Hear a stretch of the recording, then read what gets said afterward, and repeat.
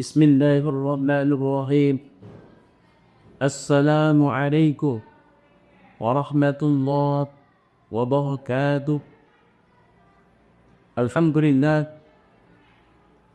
لله الذي هدانا لهذا وما كنا لنهتدي لولا أن هدانا الله. أشهد أن لا إله إلا الله وحده لا شريك له وأشهد أن سيدنا محمدا عبده ورسوله الذي لا نبي بعده.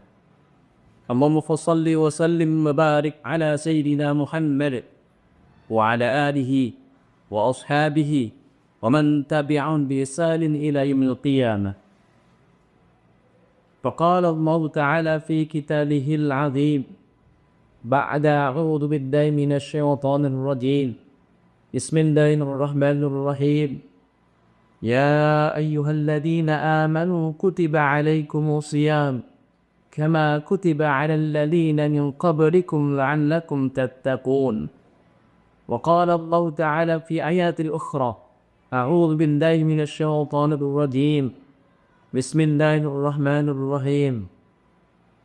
شهر رمضان الذي أنزل فيه القرآن هدى للناس وبينات من الهدى والفرقان. اقرأوا القرآن فإنه يأتي يوم القيامة شفيعا لأصحابه. صدق الله العظيم وصدق رسوله النبي الكريم ونحن ذلك من الشاهدين والشاكرين والحمد لله رب العالمين. Sidang pemirsa yang dirahmati Allah Subhanahu wa taala serta ananda dan senantiasa Allah rahmati hidupnya. Kembali kita bersyukur kepada Allah Subhanahu wa taala karena sampai detik ini, sampai saat ini Allah masih berikan nikmat kesempatan, kesehatan serta nikmat iman dan Islam yang masih melekat di dada kita, sehingga kita bisa menyaksikan, kita bisa ikut hadir dalam majelis ilmu ini. Salat dan salam mari sama-sama kita sampaikan pada junjungan alam, yaitu Nabi kita, kedua kita, Nabi Muhammad sallallahu alaihi wasallam, yang ucapan Allahumma salli ala sayyidina Muhammad wa ala ali sayyidina Muhammad. Semoga dan senantiasa lisan kita, mulut kita berasal pada baginda dari Muhammad sallallahu alaihi wasallam akan kembali pada diri kita semua, di mana pada hari itu tidak ada syafaat atau pertolongan kecuali Allah dan Rasulnya. Maka jangan mau lidah kita untuk selalu bersalat pada baginda Muhammad sallallahu alaihi wasallam. Allahumma shalli ala Muhammad wa ala ali Muhammad. Anada yang rahmat Allah SWT serta orang tua hebat yang rahmat Allah SWT. Ada menjadi tausiah kita pada saat sangat singkat ini, yaitu nuzulul Quran. Sedang yang rahmat Allah SWT, bulan Ramadan atau bulan yang mulia, penuh rahmat dan ampunan dari Allah SWT, tercatat sebagai peristiwa yang sangat penting dalam sejarah Islam. Di antara bulan suci Ramadan ini tercatat dalam sejarah. Maka Allah berfirman dalam Al-Quran, A'udzu billahi minasyaitonir rajim. Bismillahirrahmanirrahim. Syahrul Ramadan alladzi unzila fihi al-Qur'an hudan lin-nas wa bayyinatin minal huda wal furqan. Bulan Ramadan adalah bulan diturunkannya Al-Quran, petunjuk bagi manusia, dan penjelas-penjelas tersebut tentang petunjuk itu minal huda wal furqan, untuk membeda antara hak dan yang batin. Masyarul muslimin yang dirahmati Allah Subhanahu wa taala, Syekh Nawawi Al-Bantani mengatakan dalam tafsirnya bahwa Nabi juz 1 halaman 61 menjelaskan bahwa ayat menerangkan tentang pasti pertama turunnya Al-Quran. Saat itu Jibril alaihissalam membawa Al-Quran secara keseluruhan pada malam Lailatul Qadar, yaitu 24 Ramadan, dari Lauhul Mahfuz ke langit dunia. Lalu Jibril menyerahkan kepada malaikat Safa atau malaikat pencatat, ia kemudian menurunkannya atau menuliskannya di lembaran-lembaran. Lembaran-lembaran itu lalu disimpan di satu tempat yang disebut dengan Baitul Izzah.